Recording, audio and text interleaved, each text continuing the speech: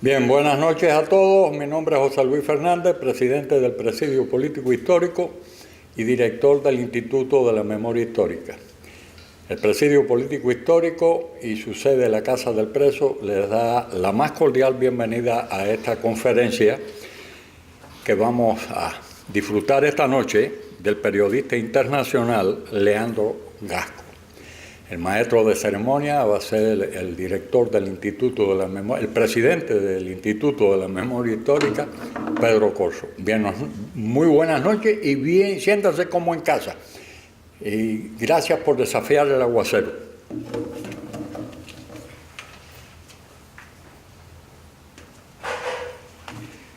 Déjeme bajar este micrófono porque José Luis, aparte de ser grande, es alto. Entonces hay que bajarlo para uno ponerse a un nivel más racional. Muchísimas gracias al Presidio Político Histórico Cubano por una vez más prestarnos la Casa del Preso, cuyo director Enrique Ruano es vicepresidente de nuestra institución. Ayer fue aniversario del Grito de Yara, 10 de octubre de 1868. Cuando hablamos con Leandro Gasco para organizar esta conferencia donde hablaríamos de la situación política de Argentina y, por supuesto, de la memoria histórica argentina, porque ese país ha marcado pauta en lo que concierne a la memoria histórica en el hemisferio americano, pues hablamos con Angelito de Fana, a quien todos ustedes conocen muy bien, para que hablara del 10 de octubre, porque es imposible que nosotros nos reunamos, cubanos comprometidos con la nación, y no evoquemos una fecha tan importante, una fecha histórica que jalonó no solo la memoria, sino la historia de Cuba por venir indeleblemente. Angelito de Fana.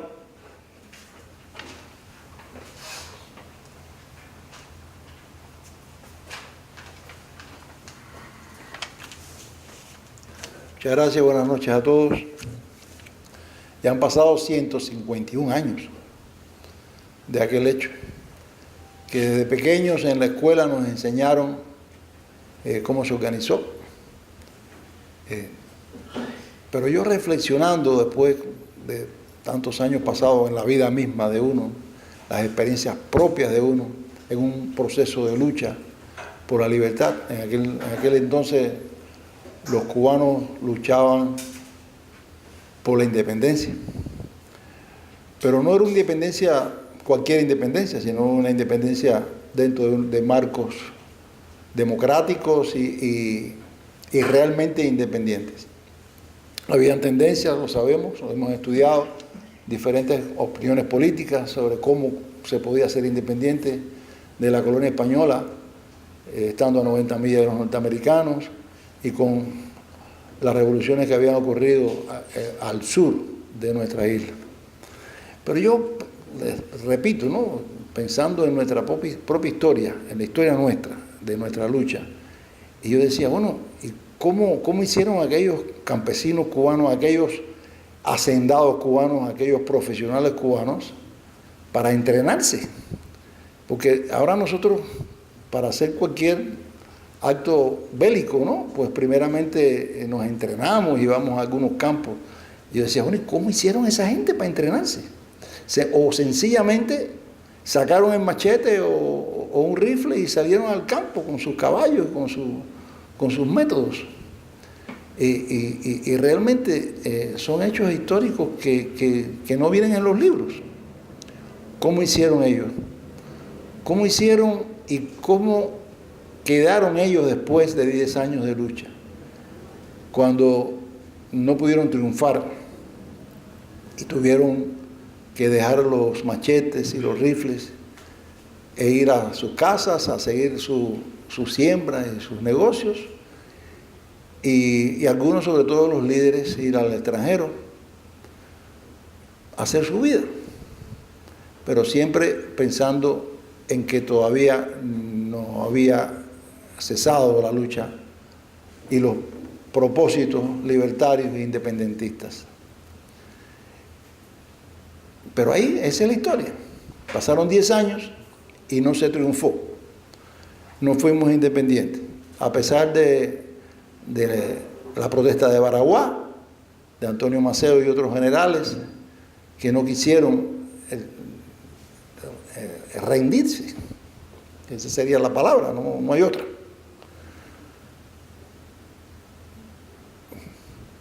A nosotros un poco nos toca un poco esa misma historia.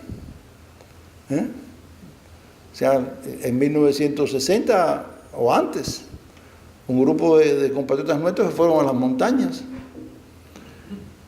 No sé si le he puesto nombre a como cuando Plinio Prieto y Sinesio Walsh y esta gente decidieron ir para las lomas del Escambray, o antes, para otros frentes. Eso no tiene grito de Yara, no tiene nombre. Algunos sí tienen nombre, ¿no? Pero no son tan reconocidos. Pero realmente hubo otros 10 de octubre. En todos estos años ha habido un montón de 10 de octubre. En las montañas, en las ciudades. Hubo un gran 10 de octubre cuando en abril de 1961 un grupo de compatriotas nuestros que vivían muy bien aquí en Miami o en Texas o en cualquier lugar decidieron desembarcar allá para ser independientes, nuevamente para ser independientes, esta vez no independientes de la colonia española, sino de una ideología malvada que todavía oprime a nuestro país, que en aquel momento estaba en la Unión Soviética, pero que no importa cuál sea la colonia o el país que sustenta esa ideología de opresión. Y nosotros conocemos a algunos de los compatriotas nuestros de la Brigada 2506 y sabemos que, como ellos dicen, no se han rendido, nunca se rindieron. Y así, cada uno de los 10 de octubre que ha habido en la historia contemporánea, reciente, que todavía existe, que todavía es presente, es historia pero es presente. Sigue habiendo 10 de octubre. Y siempre esperamos, nosotros, los que estamos reunidos aquí, incluyendo a nuestros hermanos argentinos y de otros países que aman la libertad y que aman al pueblo de Cuba, siempre esperamos que ocurra otro grito que no sabemos cómo será. Hace algunos años hubo un grito de maleconazo y se le puso maleconazo, ¿verdad? Y pudo haber resultado un triunfo. Pudo haber dado al traste con el comunismo. Yo espero que, de verdad lo siento, no es un sueño y ni es solamente un deseo, es un análisis, una conclusión del análisis de la sociedad cubana, que yo no sé cuándo, pero otra vez va a haber un grito de guerra en nuestro país. Muchas gracias.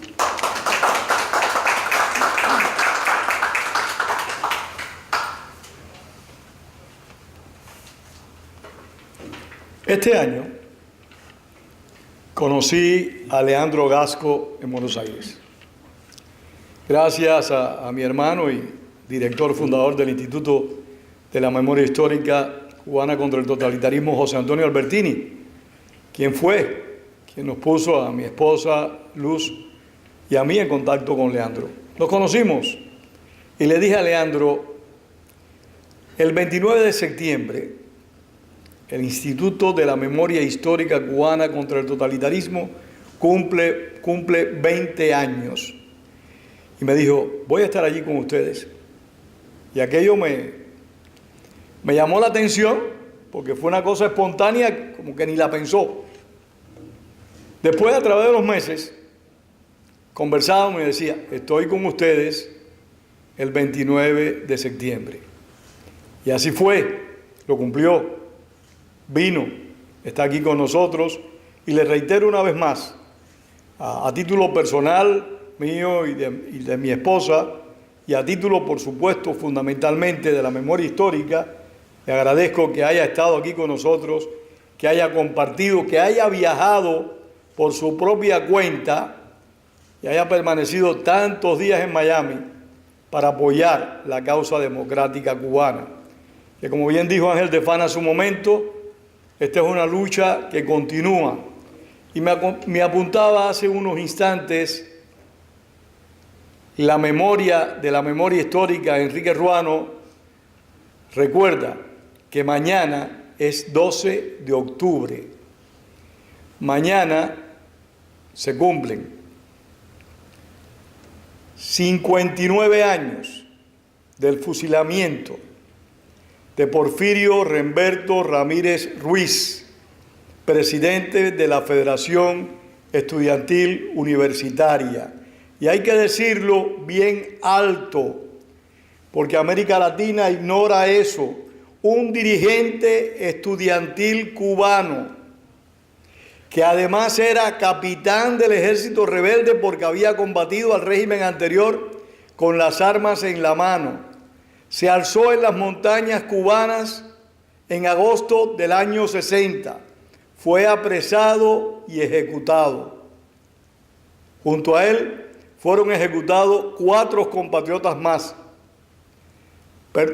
Pido perdón porque no tengo todos los nombres en la memoria, pero entre ellos estaban otros 2 oficiales del ejército rebelde. Y destaco esto, ¿por qué? Porque desde el principio un amplio sector del pueblo cubano se opuso a la dictadura, no solo personas que habían combatido con las armas en las manos a la insurrección castrista, sino también los propios hombres y mujeres que se incorporaron a la lucha contra el régimen de Fulgencio Batista, también combatieron desde el principio, desde el año 59, a la dictadura de los hermanos Castro. Allí se fusiló al comandante Plinio Prieto, a José Palomino Colón, a Ángel del Sol y a Sinencio Wash. Fueron 5 los fusilados la madrugada del 12 de octubre del 60. En Cuba entera se protestó, pero las mayores protestas se produjeron en Las Villas, en Santa Clara. Allí le dieron golpizas terribles a varios cubanos, entre ellos a uno inolvidable, a Luis Salvador Albertini Díaz, que falleció recientemente. Pero Leandro Gasco, y estas cosas, estas evocaciones las hacemos porque aquellos que vean esta grabación tienen la oportunidad de conocer un poco más de nuestra historia. Pero también nuestro amigo Leandro, de esta manera, incursiona en un proceso que lamentablemente es muy poco conocido en América Latina, demasiado poco conocido, porque lo políticamente correcto ha sido siempre defender al régimen totalitario, y por eso nuestra gratitud de siempre a hombres y mujeres como Leandro, que combaten lo políticamente correcto y defienden la verdad. Leandro es periodista, analista político, locutor, conferencista, escritor y conductor radial, y un excelente conversador. El hombre empezó a funcionar como periodista aún antes de graduarse. Ya a los 14 años de edad, conducía y producía programas. Es delegado en Argentina del Colegio de Periodistas de Cuba en el exilio. O sea, su relación con la oposición política cubana en el exterior es de larga data, no se inició hace poco. Leandro Gasco, en este momento, conduce programas de radio AM, de amplia amplitud modulada, en Argentina. Siempre desafió el kirchnerismo y lo que se ha derivado a la señora Cristina Fernández. También es autor de la biografía de la pionera de televisión hispana, directora de canales de televisión por años en Argentina, Nili Raymond, del Canal 13 de ese país, que me pone él de Goar Mestre. Goar Mestre fue de esos hombres y mujeres de Cuba que salieron al exterior en el año 59 y 60 a difundir los progresos que habíamos tenido nosotros como república en 57 años. Gasco tiene varios libros publicados, fue asesor diplomático en cuestiones relativas a periodismo y a comunicación. Tiene una actividad periodística muy intensa, muy rica. También trabaja para una emisora por internet radicada en Estocolmo, Suecia. Para esa emisora tuve el privilegio de que me entrevistara y ha entrevistado a varios de nosotros. No voy a leer más de Leandro, que sea el que nos hable de la situación política de Argentina y de la memoria histórica en ese país. Leandro.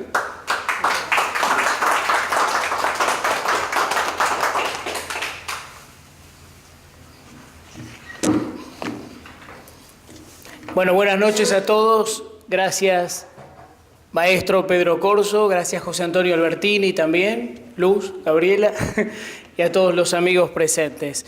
Decir que este evento va a ser también transmitido en directo por FM 91.6 MHz, Radio Botkyrka de Suecia, a través de la tertulia de Estocolmo. Gracias, Wenceslao Cruz también. Difícil y complejo es abordar el tema de la República Argentina, y no quiero dejar de agradecer también a José Luis Fernández y a Ángel de Fana. Bueno, decía, es muy complejo el abordaje de la situación de Argentina porque en muchos lugares, inclusive aquí en Miami, si uno se encuentra con algún argentino, tiene un concepto a lo mejor alejado, en muchos casos, de la realidad que se vivencia día a día. Me preguntan habitualmente por qué se llegó a este estadio, por qué el presidente Mauricio Macri le abre la puerta a un posible retorno del kirchnerismo.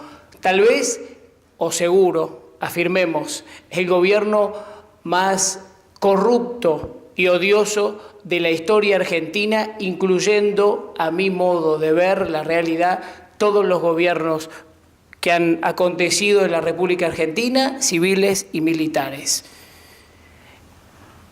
Primero y principal, hay que decir que el presidente Macri, pese al manotón de ahogado que produjo en los últimos días, con algún efecto positivo, intentando acaparar el voto a lo mejor militar o de seguridad, me parece bueno que se indemnice a las víctimas del Regimiento de Infantería Monte 29 en Formosa, víctimas de los ataques guerrilleros montoneros. Es positivo si uno lo evalúa después de 40 años de injusticia, de falta de reconocimiento a los derechos humanos.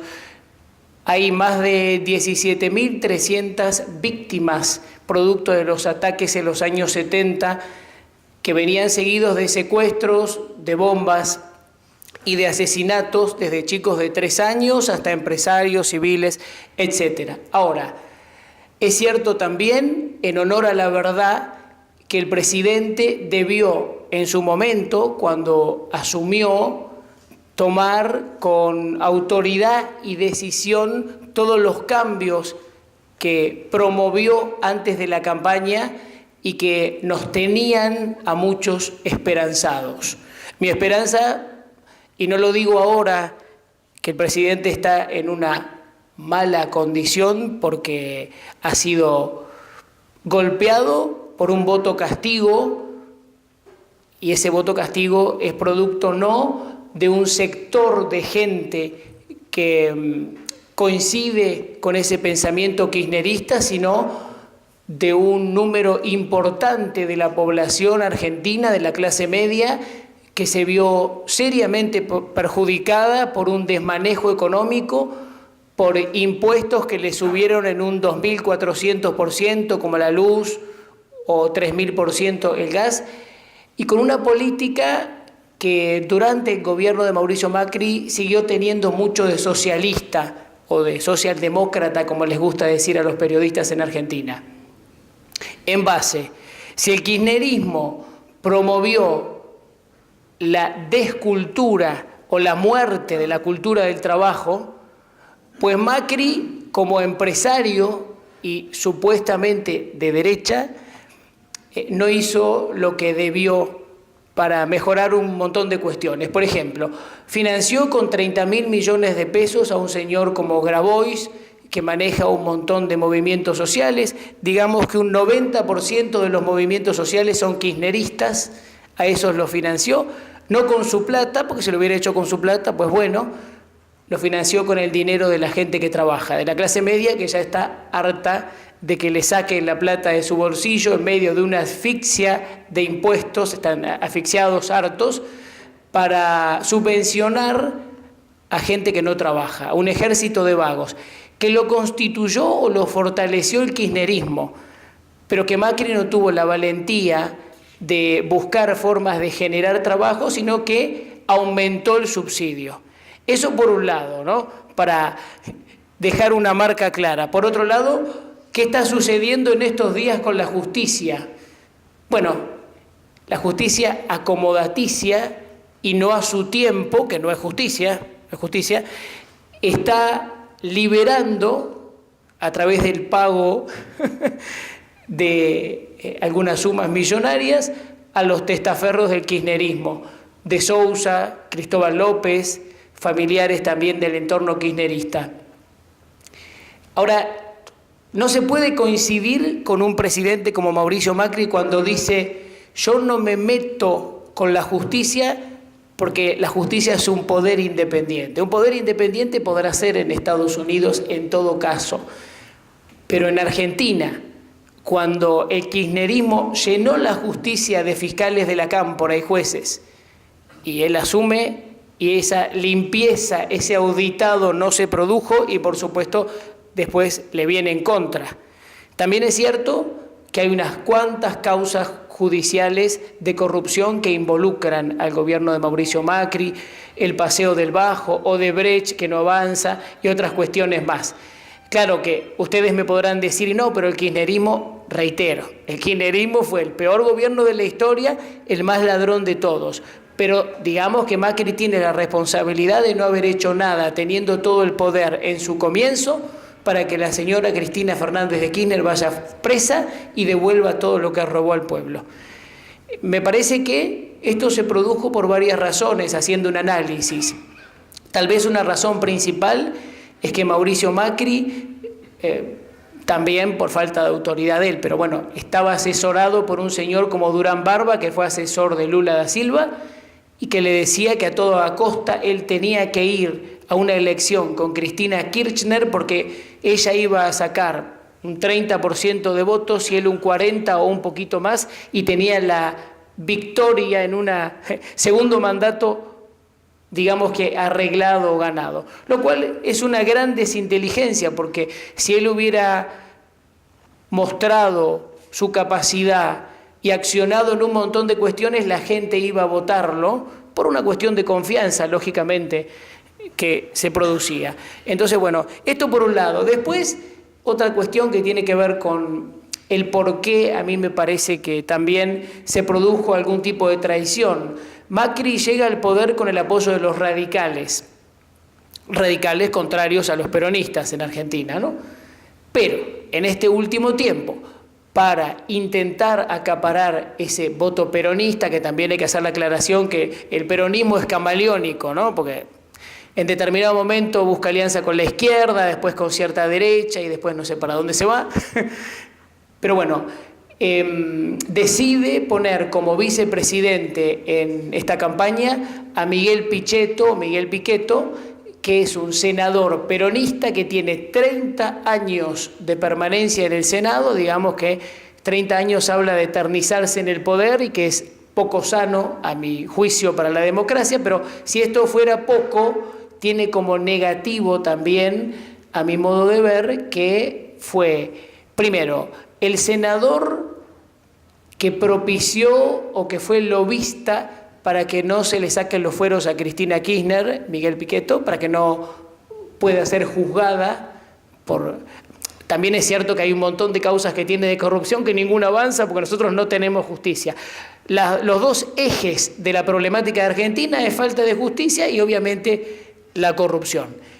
Pero bueno, por un lado eso. Entonces, Yo voy a elegir como candidato a vicepresidente en mi fórmula a un personaje que es del partido opuesto que me apoyó a mí, que además sabe todo el mundo que fue el gran lobista para que Cristina siga teniendo los fueros y no pueda ser juzgada, y como si todo esto fuera poco, digamos también que fue quien votó subordinado al kirchnerismo el memorando de entendimiento con Irán, y ustedes sabrán del asesinato impune del fiscal Nisman, y sabrán también que en ese momento se contaminó la escena del crimen y que inmediatamente luego de aquello los funcionarios kirchneristas estaban en ese departamento de Puerto Madero. Haciendo toda esta reseña, uniendo un montón de cosas, se me hace muy difícil hablar bien del presidente Mauricio Macri, aunque indudablemente uno que ha vivido el odio manifiesto y los ministros con prontuario guerrillero del kirchnerismo sale corriendo cuando le dicen que puede llegar a volver un gobierno de estas características. También reitero, creo que el presidente Macri le abre la puerta a este tipo de cuestiones. También no quiero dejar de decir que alguna vez se lo manifestaba a Pedro Corso, que en este tiempo en el cual la negociación y la hipocresía sobre todo se pone de manifiesto en los políticos, que pareciera, en línea general, es difícil generalizar, no hay que generalizar, pero en Argentina es muy difícil no hacerlo, porque cuando uno le dicen político, esa palabra está alejada del interés y de la mejoría del pueblo, sino más bien de una carrera para enriquecerse, y más aún sin justicia. Entonces, tampoco puede concebirse que en una negociación con el kirchnerismo, Macri haya puesto como embajador argentino en Cuba al señor Javier Figueroa, que fue embajador en distintos lugares puesto por Cristina Fernández de Kirchner, y que actualmente, puesto por Macri como embajador argentino en Cuba, es un confeso, declarado y además hecho público por los medios, admirador de la revolución, Así que ténganlo en cuenta también a la hora de ver qué es lo que se hace, porque en un conjunto de perlitas podrá cambiarnos la imagen seguramente. Decir también que me parece muy importante, ahora se habla mucho en Argentina cuando se dice de las elecciones de Smartmatic, la empresa posiblemente más cuestionada, en un contrato de 17 millones de dólares, y miren ustedes esto, ¿no? Por ahí hay venezolanos. Es la empresa posiblemente más cuestionada en el mundo, empezando por España, por el intento de desestabilizar con Cataluña y demás. ¿Qué dice el gobierno? Bueno, pero accedió a una licitación y la ganó. Sí, fenómeno. Pero si está cuestionada en todo el mundo, ahí sobrevuela el nombre de muchos personajes, incluso el del señor George Soros, ¿no? Pero bueno, quiero ahondar un poco, Pedro, sobre el tema de la década del 70 concretamente, y sobre todo en este tiempo. A mí me gusta mucho decir que estoy esperando el momento en el cual podamos saber o podamos descubrir dónde está la plata de los secuestros durante los años 70 en la Argentina. Algunos me han dicho, bueno, a lo mejor pasaron a algún banco de Cuba, volvieron, no sé, hay que hacer una investigación. Lo cierto es que nosotros tenemos, y después voy a ampliar algunas cosas, ¿no? Porque hay muchos que se vanaglorian de defender los derechos humanos. Tengamos en cuenta que en Argentina a los guerrilleros se los posiciona en un lugar de idealistas pro liberación. Ahí está bien claro cómo se los pone en las universidades y en algunos museos, que el mismo Estado promueve como interés turístico. Y también es bueno decir que hoy por hoy la misma embajada cubana en el barrio de Belgrano promueve también a través de empresas asociadas, y digo asociadas por ser bueno, los viajes turísticos para chicos que terminan el colegio, viajes de egresados. Acontece en Argentina, pero también en Canadá, en Australia, en algunos lugares. Después podríamos seguir a ver cuántos restaurantes tiene la embajada, pero bueno, eso es otra cosa y pasa en distintos lugares del mundo. Yo siempre digo que a veces es interesante atacar esos negocios, porque es uno de los lugares donde más le duele.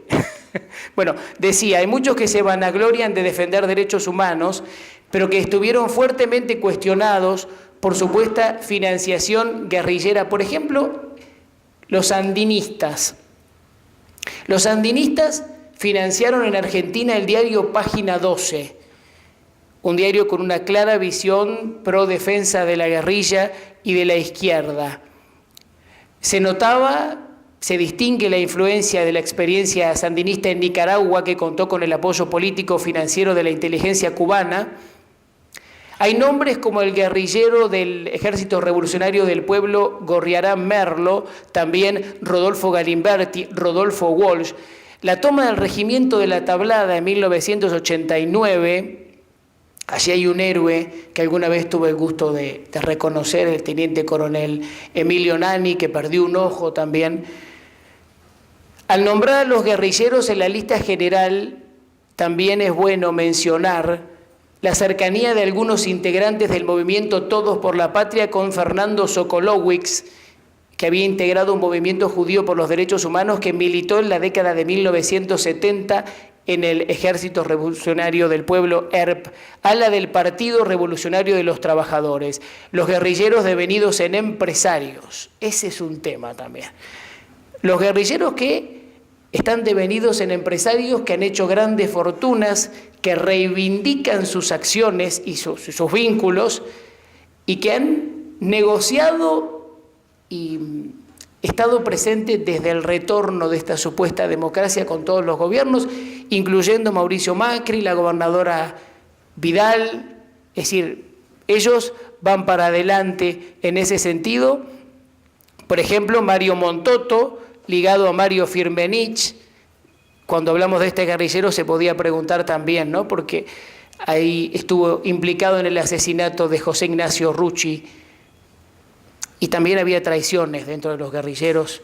Es interesante ya hacer un análisis. Carlos Alberto Gorosito, Montonero, y entre los dobles agentes también Horacio Berbisky, muy ligado al kirchnerismo, que está por ahí sobrevolando en un gobierno que parece que se va a venir.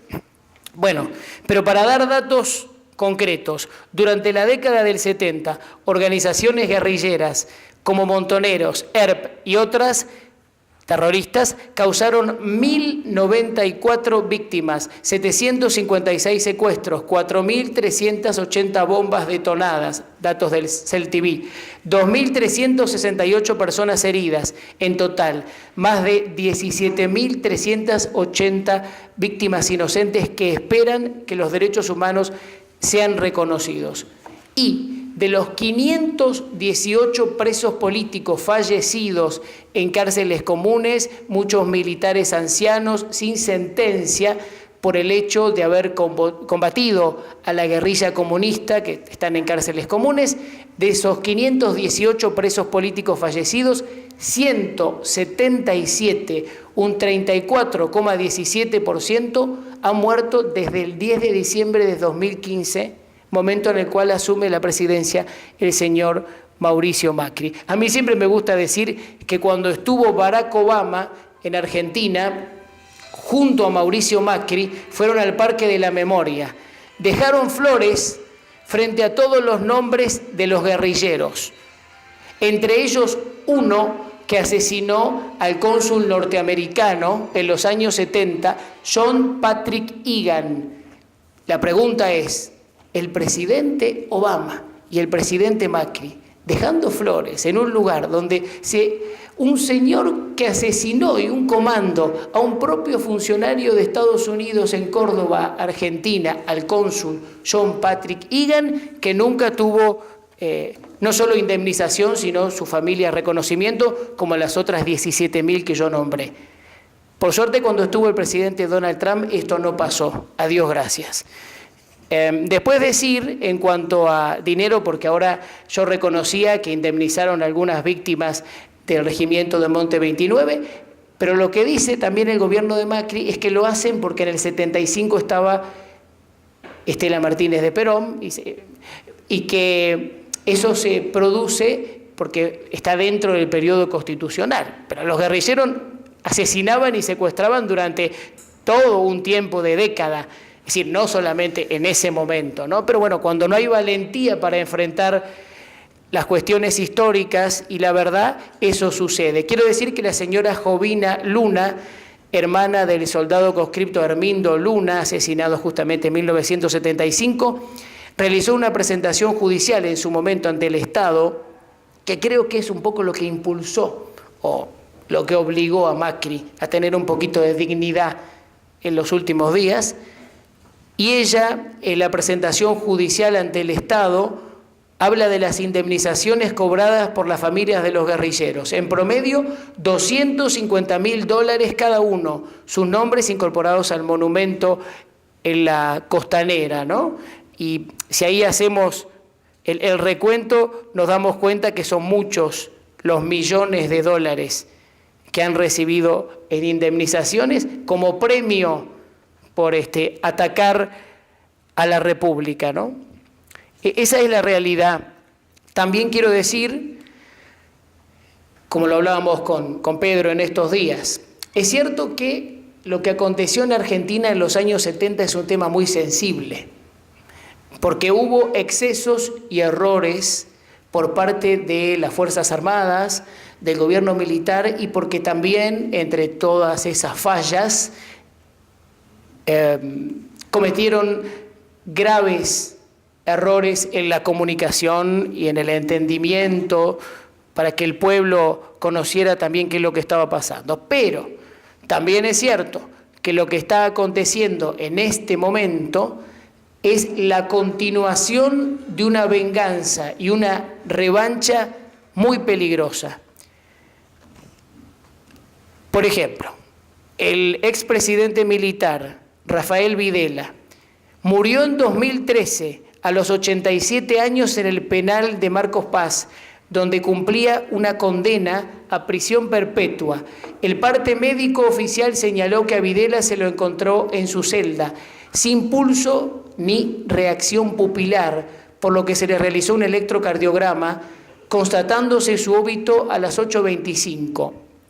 Según reveló la prensa y fuentes del penal, Videla comenzó a sentirse indispuesto durante la madrugada, lo que lo obligó a acudir al baño de su celda.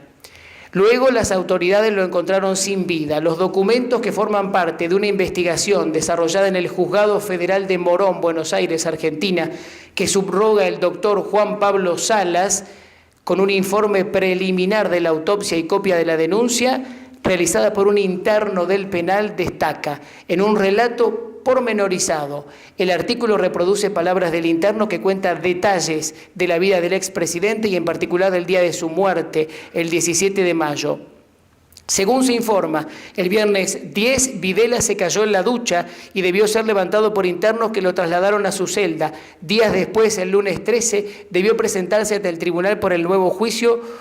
Ese día caminó hasta el banquillo de los acusados y desconoció la jurisdicción del Tribunal Oral Federal número 1. Al día siguiente, es decir, el martes 14 de mayo, siendo horas de la tarde, un interno le preguntó cómo se sentía. Respondió que estaba bien, pero señaló que le dolía la zona pélvica. El interno cuenta en el texto cómo fue llevado Videla al centro médico asistencial del complejo y asegura que se le sacó una radiografía. Sobre el momento de la muerte, el convicto sostiene que Videla falleció entre las 7:50 y las 8:10, a diferencia del parte médico oficial que señaló que se lo encontró en su celda sin pulso y reacción pupilar.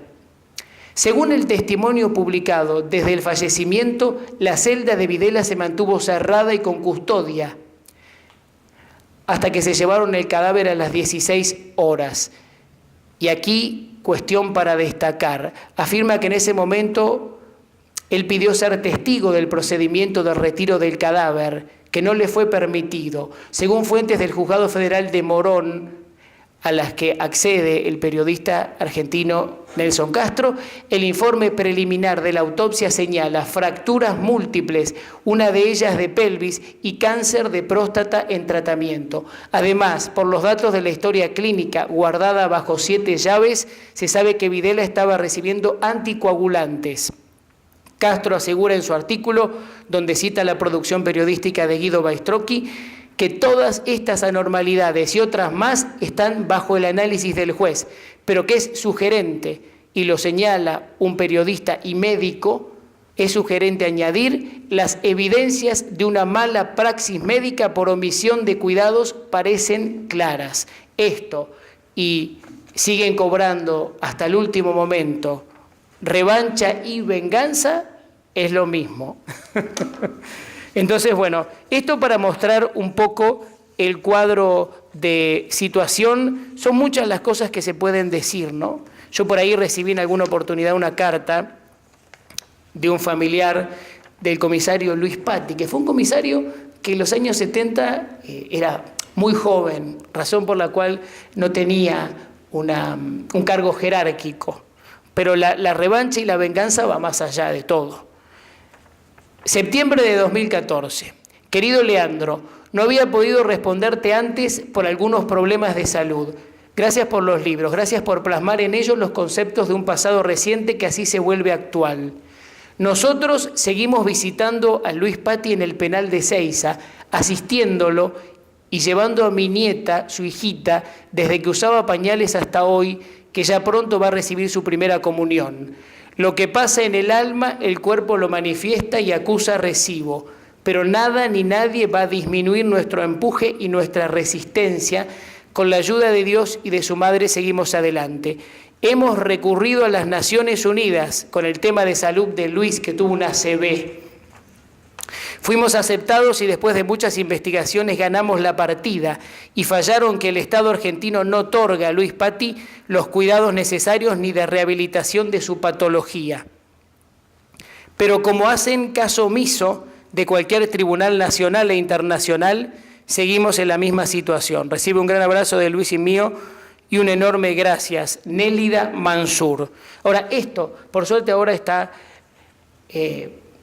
preso en su domicilio, pero fue terrible ver las imágenes de él, una persona que tuvo una ACV en camilla, llevado a una cárcel común. Esto hacen no solo aquellos guerrilleros y muchos izquierdistas, sino una cantidad grande de políticos de distintas ideologías que pareciera siguen cobrando todo esto porque, yo digo un poco en broma y mucho en serio, no quieren perder todos sus beneficios de riqueza económica. Y entonces, ante cualquier cuestión que tenga que ver con gente honesta, que lamentablemente cada vez hay menos en la política, pues bueno, así estamos en la República Argentina. Es mucho lo que se podría decir, Pedro, y yo no quiero ser larguero, no quiero alargar. Sí quiero decir que otra de las cosas que me parece negativa del presidente Macri es cuando un país pierde soberanía. Nosotros tenemos Embajada del Agrio en Neuquén, una base de espionaje satelital puesta por el Ejército Popular de Liberación chino en un acuerdo secreto durante el gobierno de Cristina Fernández de Kirchner, pero lo que sucede es que vino Macri y casi igual que con el canal de televisión ruso, que un día dijo, no, lo vamos a sacar del sistema de la televisión pública, pero después visitó la Federación de Rusia y cambió de idea. Bueno, algo así, supongo, ha pasado con China, porque es una base de espionaje satelital, hay una antena impresionante, una gran tecnología y un lugar estratégico, porque está puesto muy cerca de Vaca Muerta, donde Argentina tiene el reservorio de petróleo más importante. Obviamente los chinos no son tontos. Y también es cierto que alguna vez se produjo alguna manifestación en Naciones Unidas, pero que no sirve para nada, porque cuando hay una cosa, es decir, cuando se ceden por 50 años 200 hectáreas para que el ejército chino haga lo que quiera en un lugar estratégico, bueno, lo puede hacer. Cristina Kirchner, como corrupta que fue, lo pudo hacer. Ahora, lo que no se entiende es cómo Mauricio Macri no revisa eso, no aclara y no hace algo.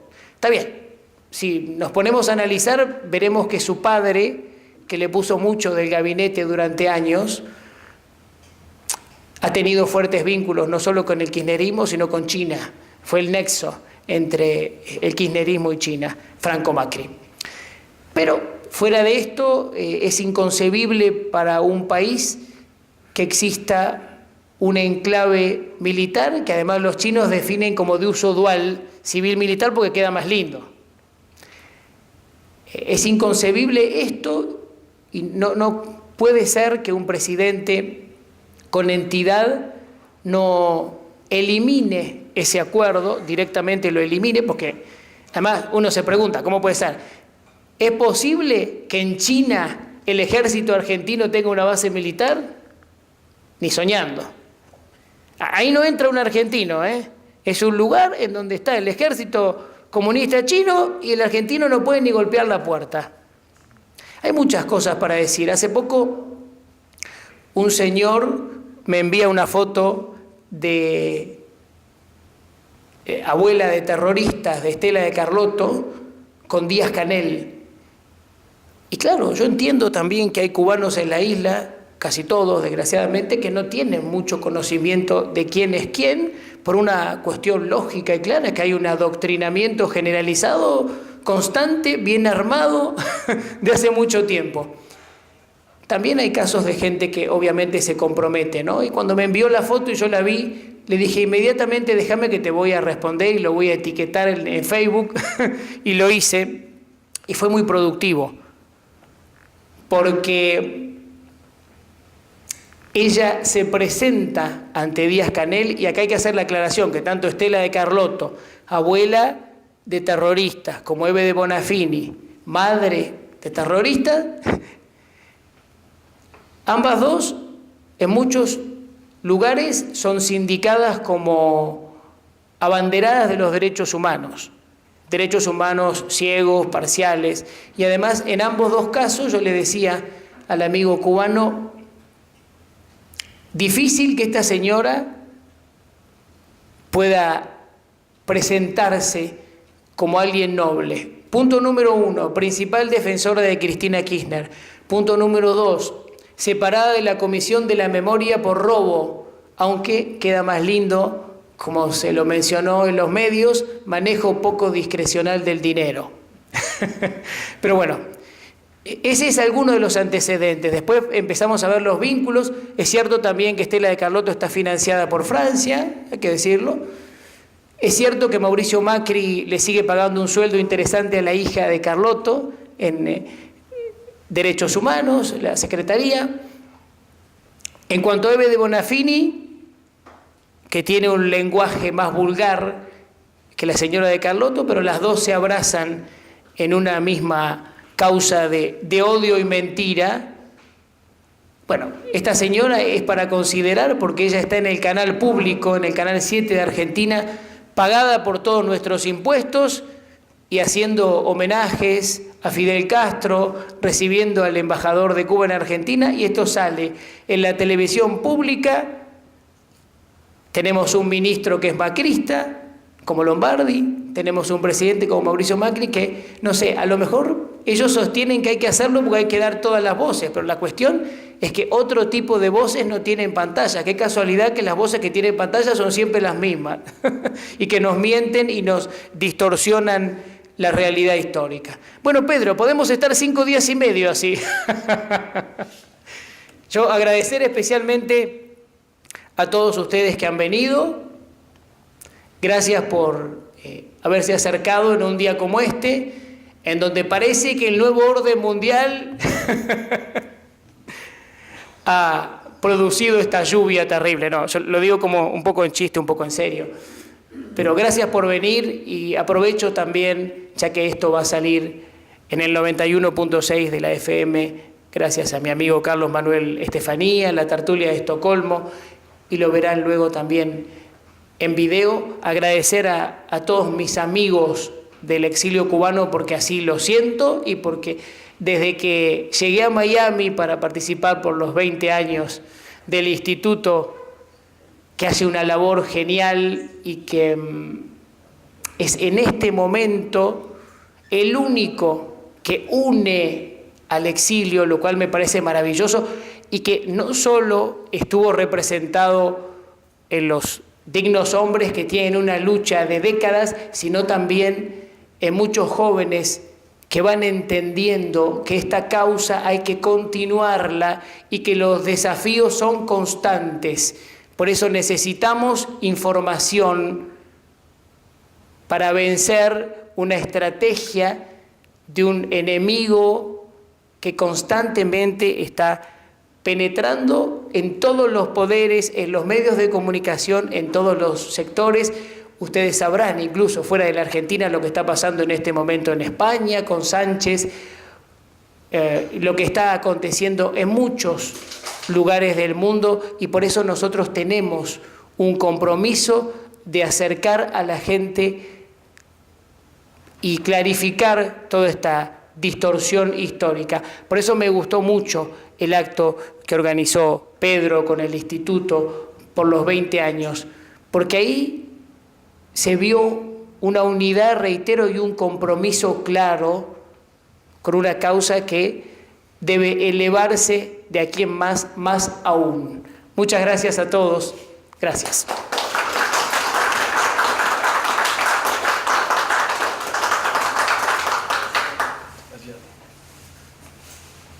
Leandro, no te sientes. Señores, vamos a tener la oportunidad de hacer unas preguntas. Lo digo con claridad y precisión. Preguntas, no discursos. Le vamos a preguntar al ponente, le vamos a preguntar a Defana, le vamos a preguntar a quien ustedes quieran, pero hagan preguntas. Las preguntas son 5 o 6 palabras. No hay que echar un discurso ni darse la respuesta a uno mismo de lo que uno quiere escuchar. ¿Estamos de acuerdo? Así que, preguntas. ¿Quién quiere hacer una pregunta?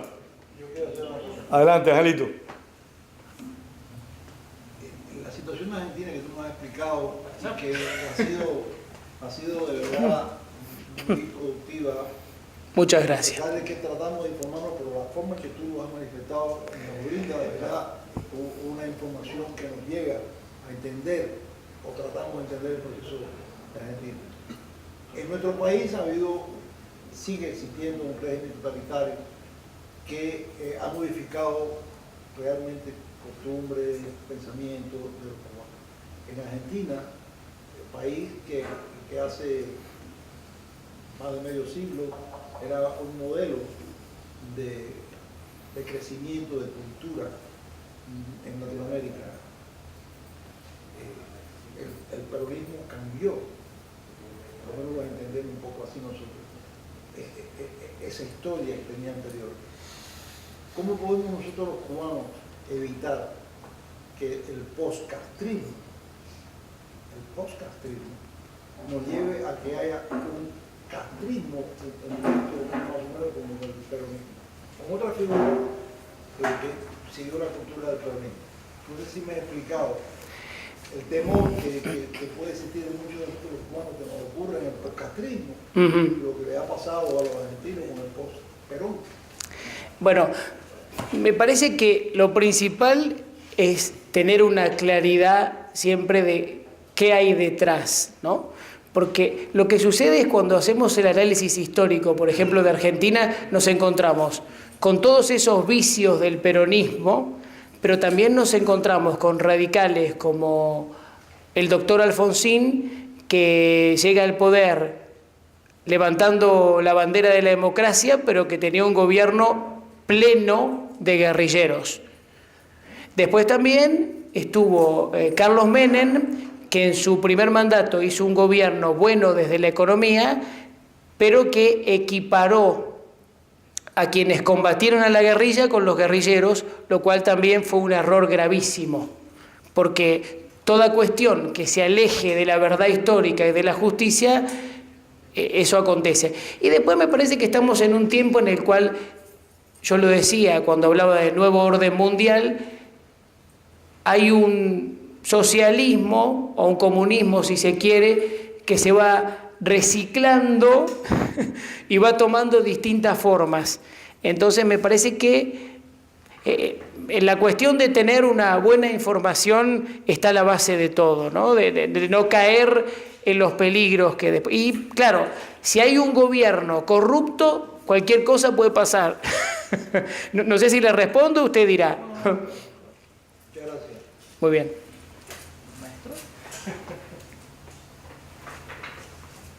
Otra pregunta que ustedes tengan.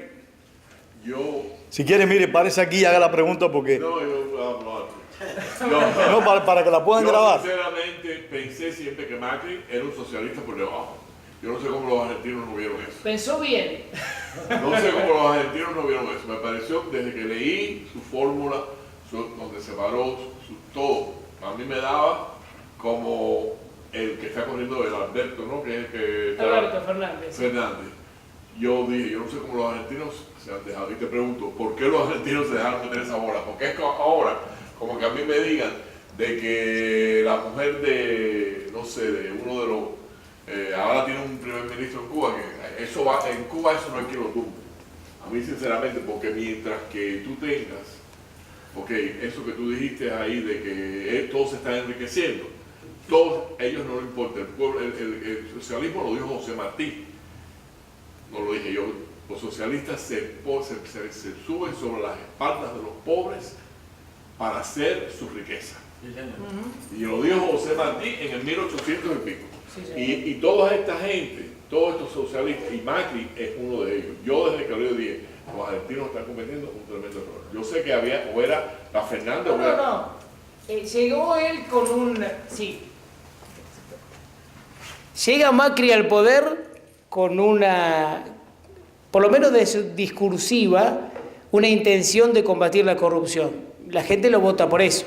Ahora después se produce una involución general y además no hizo los recortes que hacían falta en el Estado, porque también es cierto que en el último tiempo la gente lo castiga, además de por las medidas socialistas, principalmente porque no se puede vivir en Argentina. El que trabaja tiene que pagar, es decir, el 70% del sueldo es para pagar impuestos. Y hay otra cosa, porque uno dice, bueno, pero llega Macri y el kirchnerismo fue también el culpable de un montón de cosas, entonces a él se le presenta esa situación.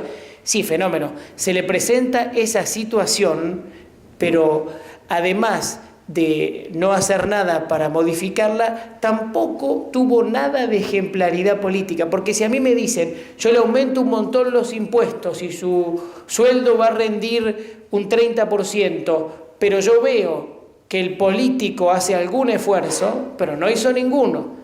Entonces, ahí también, y después en cuanto a las medidas socialistas que él tomó, hay muchas. La principal es haber aumentado los planes sociales para gente que no trabaja, que un 90% son los mismos kirchneristas puestos, todos estos movimientos sociales.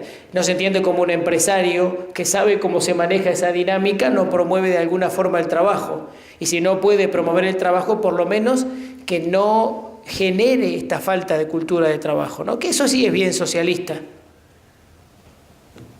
Sí, hay una cuestión preocupante y estamos hablando de los graves problemas que han surgido a través de los últimos tiempos en Argentina.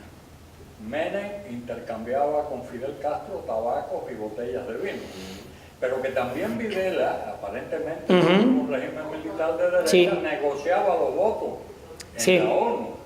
Sí, señor. Sabemos los problemas. Ahora, ¿cuál sería la solución apropiada para que Argentina rompiera no solamente con el peronismo, sino con esa historia de corrupción política que le acompaña durante tantos años?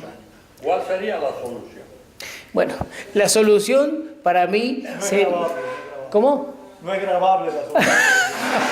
No, posiblemente que el pueblo entienda que a lo mejor, por ejemplo ahora, los dos candidatos que han sacado menos votos porque tienen menos estructura y porque no tienen a lo mejor plata para poner boletas en el cuarto oscuro, puede haber una solución más honesta, ¿no? Y yo quiero decir también con respecto a lo de Videla que merece muchas críticas, pero que quienes estaban alistados en el ejército, respondían a una estructura y tenían que ir a enfrentar una guerra como tuvimos nosotros, están pasando por un periodo de aberración jurídica y revancha triste y lamentable, y que además todo eso no se cuenta ni en las escuelas, ni los políticos asumen toda esta cuestión. Entonces, es ciertamente muy complejo. No sé si Argentina tenga alguna posibilidad de resurgir. Todo parece que vamos por un mal camino, que hoy tenemos un dólar vale 60 pesos y se cree que va a valer 100. Cuando yo salí de Buenos Aires para venir acá, uno, por ejemplo, quiere adquirir un pasaje de avión y hoy vale un precio y mañana cuando lo va a pagar vale más, 50% más, después cobran 40% de impuestos, y si tiene que ir a comprar una moneda extranjera como vendría a ser el dólar, tiene que hacer una declaración jurada por cuádruple.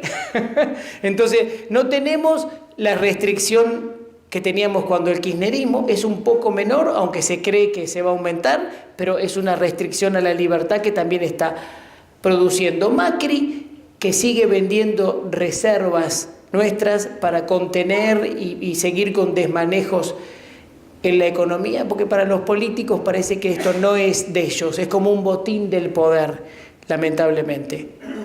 No me preguntes si hay patriotas, porque creo que no los hay. Los últimos estuvieron en Malvinas, hubo algunos honrados y hubo héroes, pero lamentablemente esto es lo que tenemos. Pedro, yo le quería hacer una pregunta, ¿cómo evalúa usted históricamente la participación de López Rega cuando fue asesor de Isabelita de Perú? Bueno, pésimo. Fue pésimo, esa etapa fue pésima, muy cuestionado. También es cierto que en determinado momento se clarificó todo eso de los atentados, de un decreto que hubo cuando las acciones guerrilleras. Pero bueno, tenemos periodos muy convulsos en nuestra historia y tenemos gente sin capacidad y también los intereses foráneos, como las acciones y las operaciones comunistas que han hecho y continúan haciendo lo suyo. Leandro, permiso.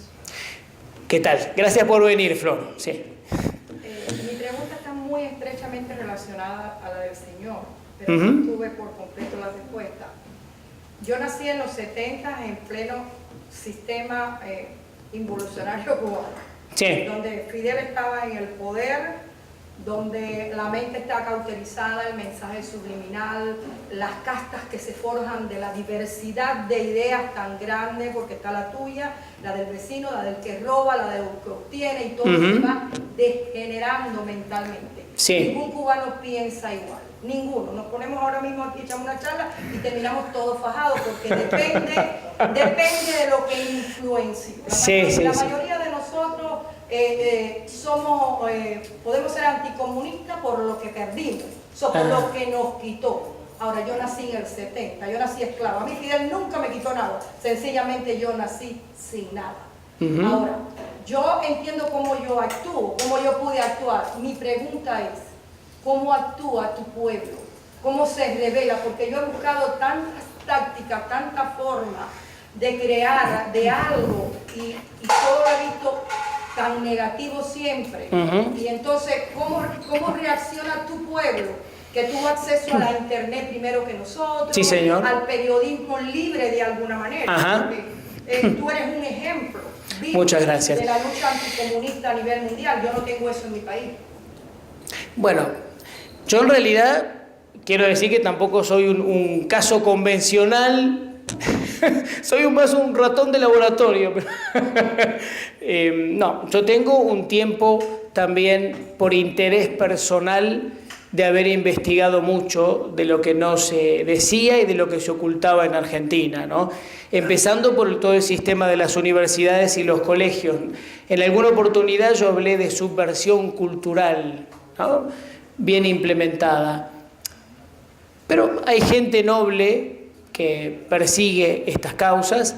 Durante el kirchnerismo tuvimos un periodismo muy contaminado. Hoy siguen algunos medios en manejo de testaferros y ellos siguen distorsionando la realidad. Claro, después suceden otras cosas. El pueblo reacciona lamentablemente más que nada cuando le tocan el bolsillo. Eso es lo que está pasando ahora, ¿no?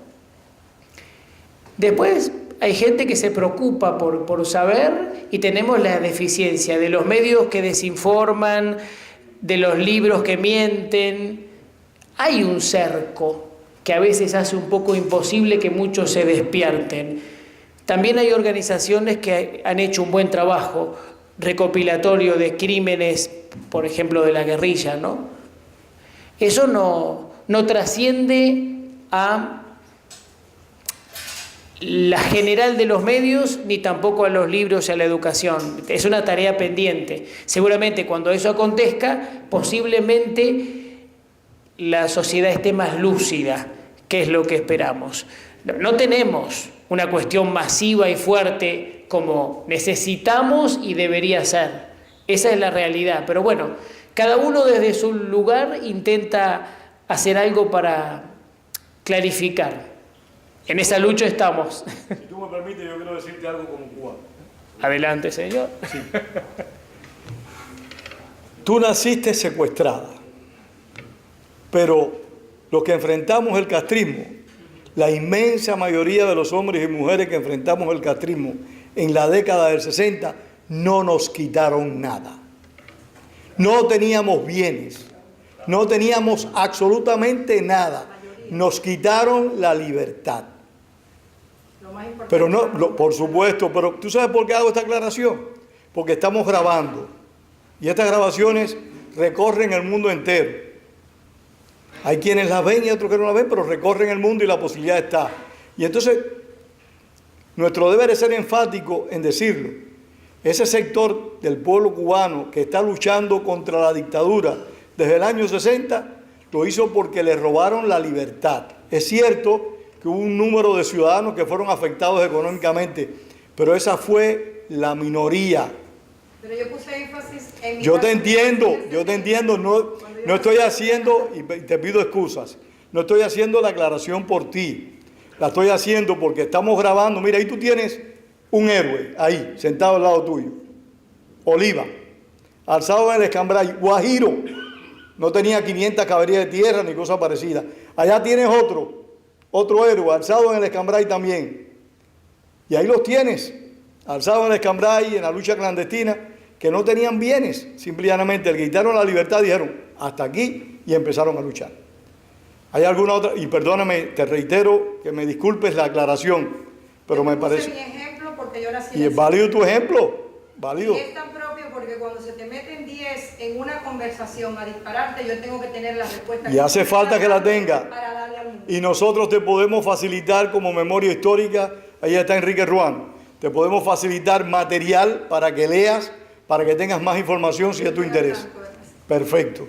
¿Alguna otra pregunta para dar por concluido esto? Porque Leandro se va mañana y tiene necesidad de descansar.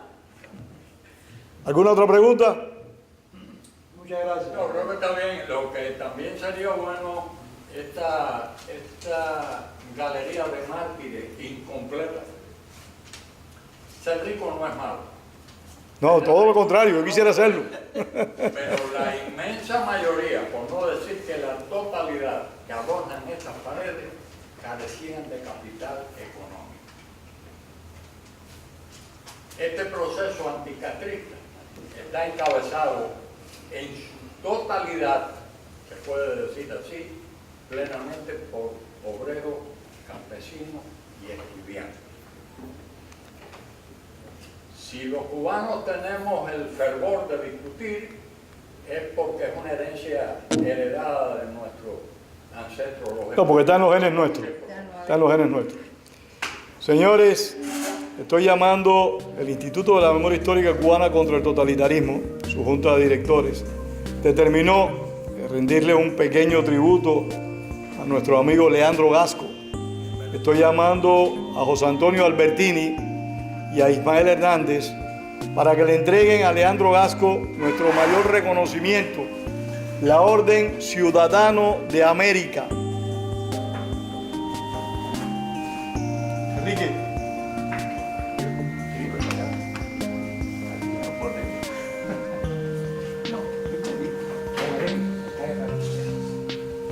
No se bajen ahora. Tenía toda la razón. Y tú de los cubanos bajados por el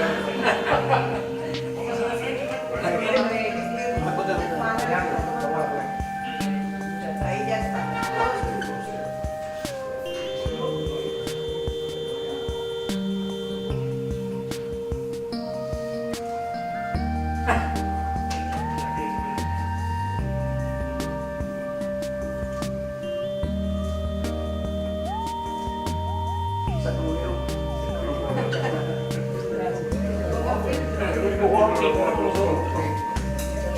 Yo quiero decir algo brevemente, y es que esta placa se la entregamos a Leandro Gasco, no solo por lo que ha dicho aquí y por la solidaridad que mantiene hacia la causa de la libertad, no solo de Cuba, sino de todas las libertades.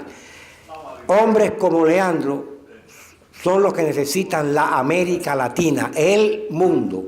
Hombres que rompen la barrera de la desinformación, que sí practican ese llamado internacionalismo de que tanto se valen los movimientos totalitarios de hoy en día, como el llamado socialismo del siglo XX para esclavizar. Leandro sí lo practica así como lo hace, viajando, llevando su mensaje, su voz, discutiendo, convirtiéndose en un, yo diría, un elemento raro dentro de las sociedades con tendencias totalitarias de hoy en día, sobre todo las de su nativa Argentina. Gracias, Leandro, en nombre de todos nosotros.